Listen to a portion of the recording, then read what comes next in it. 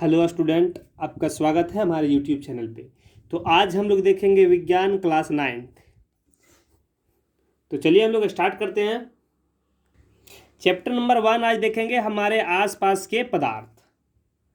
तो इस संसार में प्रत्येक वस्तु जिस सामग्री से बनी होती है उसे हम लोग पदार्थ कहते हैं। इस संसार में हम लोग जहाँ पे हैं, यहाँ पे जो वस्तु जिस सामान से बना हुआ है या कोई भी सामान से बना हुआ उसको हम लोग पदार्थ कहते हैं, या वैज्ञानिक उसको पदार्थ का नाम दिया गया है। जैसे मैं उदाहरण के तौर पे हम लोग देखते हैं बादल, पशु, सूर्य, पत्थर, सांस लेना इत्यादि। इसमें जो चीज़ आपको दिखता है, घर में आप खाना बना रहे हैं वो भी मेरा पदार्थ है। पेड़ पौधा पदार्थ के रूप में हम लोग काउंटिंग करेंगे। मतलब कि जो भी चीज़ आपको नज़र आ रहा है वो पदार्थ कहलाएगा। ठीक है। प्राचीन काल में यूनानी दार्शनिक ने पदार्थ को 5 भागों में बांटा था। जो पुराने ज़माने में जो यूनान के वैज्ञानिक थे उसने पदार्थ को 5 भागों में बांटा था। वो था वायु, जल, आकाश, पृथ्वी, अग्नि। आधुनिक काल में अभी जो चल रहा है, आधुनिक काल में वैज्ञानिकों ने पदार्थ को 2 भागों में बांटा है। जो अभी जो चल रहा है, अभी मॉडर्न साइंस में पदार्थ को 2 भागों में बांटा गया है। तो देखते हैं कि कौन कौन है। एक है रासायनिक प्रकृति और दूसरा है भौतिक प्रकृति। तो इस चैप्टर में जो हम लोग चर्चा करेंगे और भौतिक प्रकृति के बारे में हम लोग चर्चा करेंगे इस चैप्टर में। तो चलिए हम लोग स्टार्ट करते हैं। भौतिक प्रकृति के बारे में हम लोग पढ़ेंगे। देखिए, हम लोगों को इस चैप्टर में पढ़ना है भौतिक प्रकृति में। हम लोग को जो पढ़ना है यहाँ पे हम लोग यहाँ पे दिखा दिया जा रहा है, आपको देख सकते हैं कि पदार्थ के भौतिक स्वरूप हम लोग देखेंगे। उसके बाद है पदार्थ के कणों के अभिलक्षणिक गुण। पदार्थ के कणों के बीच कुछ उसका गुण होता है, उसको हम लोग देखेंगे। उसके बाद हम लोग को देखना है पदार्थ की अवस्थाएं। पदार्थ की कितनी अवस्थाएं होते हैं उसके बारे में देखेंगे, कैसे होता है नहीं होता है। फिर चौथा हम लोग देखेंगे क्या पदार्थ अपनी अपनी अवस्था को बदल सकता है। जो पदार्थ होते हैं क्या वो अपनी अपनी अवस्था को बदलता है। ये टॉपिक का नाम है और वाष्पीकरण। जो हमारे बुक में ये सब टॉपिक के ऊपर चर्चा किया गया है, इसी के ऊपर हम लोग भी चर्चा करेंगे। तो चलिए हम लोग देखेंगे कि पदार्थ के भौतिक स्वरूप। पदार्थ के भौतिक स्वरूप में एक फर्स्ट है यहाँ पे, पदार्थ कणों से मिलकर बने होते हैं। पदार्थ कणों से मिलकर बने होते हैं। तो चलिए हम लोग क्रियाकलाप 1 को देखेंगे, जो आपके बुक में दिया रहेगा। उसी क्रियाकलाप 1 को हम लोग देख के चर्चा करेंगे। क्रियाकलाप 1 में है कि 100 ml का बीकर लेकर इसे जल से आधा भरें। 100 ml का बीकर लेंगे, इसको जल से आधा भर देंगे और बीकर में भरे जल के स्तर पर निशान लगा दें। जो यहाँ पे 100 ml का एक बीकर लेंगे हम लोग, ठीक है, ये मेरा बीकर है। ये इसमें 100 ml जल भर देंगे, आधा भर देंगे जल। 100 ml का ये बीकर है, इसको आधा हम लोग भर देंगे और निशान लगा देंगे। उसके बाद फिर कहता है कि कांच की छड़ की सहायता से दिए गए नमक या शक्कर को जल में घोल दें। और यहाँ पे हम लोगों को कुछ शक्कर देना है या फिर नमक देना, जो आप देना चाहेंगे उसको देकर कांच की छड़ की सहायता से इसको घोल दीजिए। घोलने के बाद हम लोग देखते हैं, क्या देखते हैं हम लोग, तो देखते हैं कि ये जो नमक था वो जल में घुल गया। जो नमक था वो जल में घुल गया। तो इससे साफ पता चलता है कि जल के खाली स्थान पे, जल के कणों के बीच जो खाली स्थान है, उस खाली स्थान में नमक के कण जाके घुल गया, मिल जाता है। इससे साफ पता चलता है कि पदार्थ जो होते हैं वो कणों से मिलकर बने होते हैं। तो चलिए हम लोग आगे देखते हैं इसका दूसरा पॉइंट है कि पदार्थ के कण कितने छोटे हैं, या पदार्थ के कण कितने छोटे होते हैं। तो यहाँ पे वैज्ञानिकों ने बताया कि पदार्थ के कण इतने छोटे होते हैं कि ना उसको हम लोग कल्पना कर सकते हैं या फिर हम लोग ना अपनी इस नंगी आंखों से देख सकते हैं। इसको समझने के लिए हम लोग एक क्रियाकलाप 2 जो हमारे बुक में दिया हुआ है उसको हम लोग करेंगे।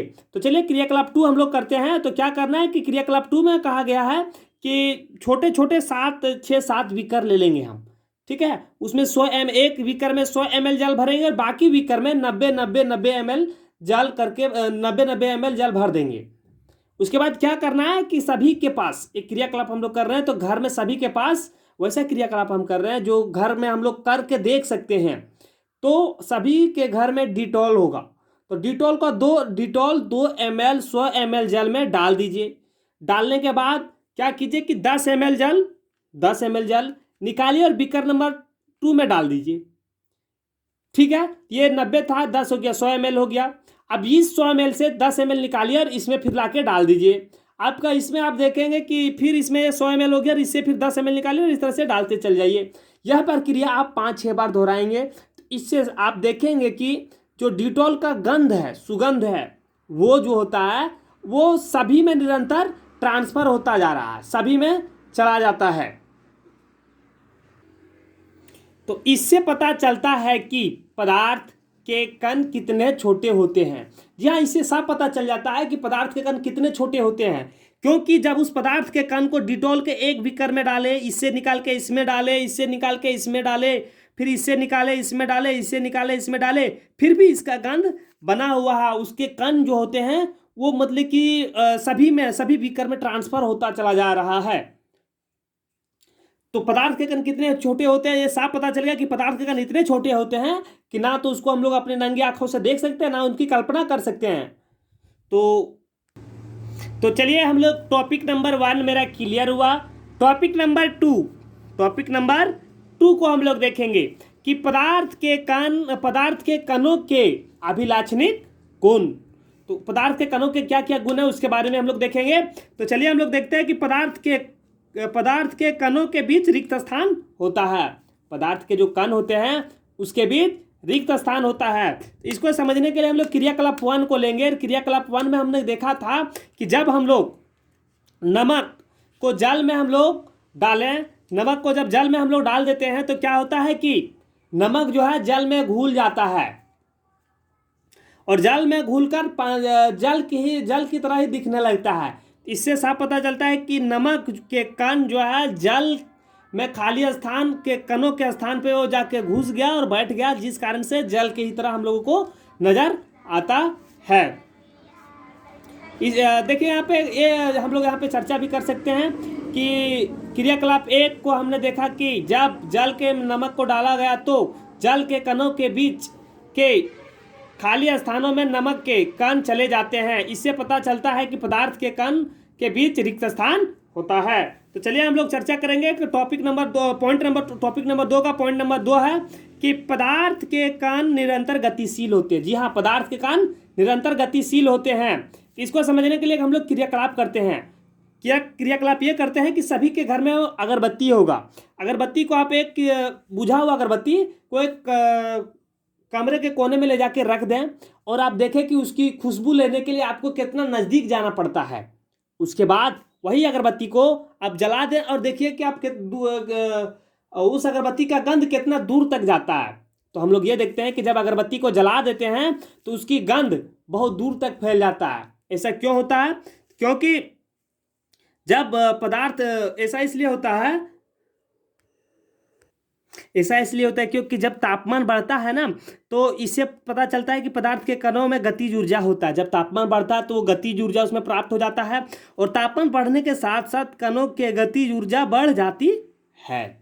जैसे जैसे तापमान बढ़ता है वैसे वैसे उसकी गतिज ऊर्जा बढ़ जाती है, जिसके कारण सुगंध, जो अगरबत्ती का सुगंध है, दूर तक पहुंच जाता है। तो इसे कैसे होता है? क्योंकि जब हम लोग अगरबत्ती को जलाते हैं तो जब उसमें उष्मा जाता है तो उसका गतिज ऊर्जा, जो गति करने की ऊर्जा है, वो बढ़ जाता है। ठीक है, बढ़ जाने के कारण अगरबत्ती कुछ दूरी तक ट्रेवल करता है। ट्रेवल करने के बाद हम लोग देखते हैं कि उसकी गंध हमारे तक पहुंच जाता है। तो चलिए टॉपिक नंबर 2 का ही पॉइंट नंबर 3 हम लोग देखते हैं। लेकिन उससे पहले हम लोगों का कुछ पॉइंट है कि विसरण क्या है? दो विभिन्न पदार्थों के कणों का स्वतः परस्पर मिलना विसरण कहलाता है। जो दो पदार्थ के कण हैं, खुद ब खुद मिल जाता है, उसको हम लोग विसरण कहते हैं। चलिए टॉपिक नंबर 3 देखते हैं कि पदार्थ के कण एक दूसरे को आकर्षित करते हैं। पदार्थ के कण जो होते हैं एक दूसरे को वो आकर्षित करते हैं। तो इसको समझने के लिए आपके बुक में क्रियाकलाप 8 दिया होगा, या फिर हम लोग इसमें हम कह सकते हैं कि क्रियाकलाप 4 ये है। तो चलिए हम लोग देखते हैं कि कोई नल खोलकर उससे निकली जल की धारा को अपनी उंगली से काटें। जब हम लोग नल को खोलेंगे उससे जो जल की धारा प्रवाह होगा उसको अपनी उंगली से काटना है, तो काटें। क्या जल की धारा कटती है? पूछा जा रहा है कि क्या जल की धारा कटती है? जल की धारा नहीं कटती है। जल की धारा नहीं कटती। क्यों नहीं कटती है? क्योंकि जल के कणों के बीच आकर्षण बल कार्य करता है, इसलिए नहीं कटता है। क्योंकि जो जल के कण हैं उनके बीच आकर्षण बल कार्य करता है। इससे साफ पता चलता है, इस क्रियाकलाप से हम लोगों को साफ पता चलता है कि पदार्थ के कण एक दूसरे को आकर्षित करते हैं। पदार्थ के कण एक दूसरे को आकर्षित करते हैं। तो टॉपिक नंबर 2 जो था वो हम लोग क्लियर कर दिए। टॉपिक नंबर 2 आपका क्लियर हो गया। 1 और 2 ये आपका क्लियर हो गया। अब बच गया 5 टॉपिक था, उसमें से आपका 3 टॉपिक बच गया। तो इसके ऊपर जो आने वाला वीडियो होगा बहुत इंपॉर्टेंट होगा, क्योंकि उसमें हम लोग देखेंगे पदार्थ की अवस्था। जी हाँ, पदार्थ की अवस्था जो आगे भी आपको काम देगा, आगे भी आपको ये काम देगा। तो अगर आप वो वीडियो आप देखना चाहते हैं तो आप कमेंट करें, इस वीडियो को आप लाइक करें और शेयर करें। और हाँ, आप अगर हमारे चैनल पे न्यू हैं तो हमारे चैनल को सब्सक्राइब भी करें, क्योंकि हमारे साथ आप जुड़ना चाहते हैं। तो चलिए हम लोग मिलेंगे फिर अगले वीडियो में। क्लास 9th का अगला वीडियो जो होगा चैप्टर नंबर 1 विज्ञान का। लेकिन उससे पहले आपको बता देना चाहता हूं कि इस चैनल पे 10th क्लास का इंग्लिश, मैथ, साइंस इसका वीडियो अपलोड हो चुका है, क्योंकि अभी तक इस चैनल पे लगभग अच्छा खासा वीडियो अपलोड हुआ है। तो क्लास 9th के वैसा स्टूडेंट जो होंगे कि आप न्यू हैं और जो तैयारी करना चाहते हैं, तो आप हमारे चैनल को सब्सक्राइब करें और जुड़ जाए हमारे साथ। और हमारे द्वारा दिए गए कंटेंट को आप पढ़ें और उसके माध्यम से आप अच्छे खासे नंबर 10th क्लास में लाएं। और इस लॉकडाउन में आप घर में ही रहें। तब तक के लिए थैंक यू। जो अगला वीडियो में हम लोग टॉपिक देखेंगे पदार्थ की अवस्था। अभी तक हम लोग ये और ये दोनों क्लियर किए, उस वीडियो में हम लोग देखेंगे पदार्थ की अवस्था। तो आप हमारे साथ जुड़े रहें। ये बहुत इंपॉर्टेंट है। जी हाँ, बहुत इंपॉर्टेंट है।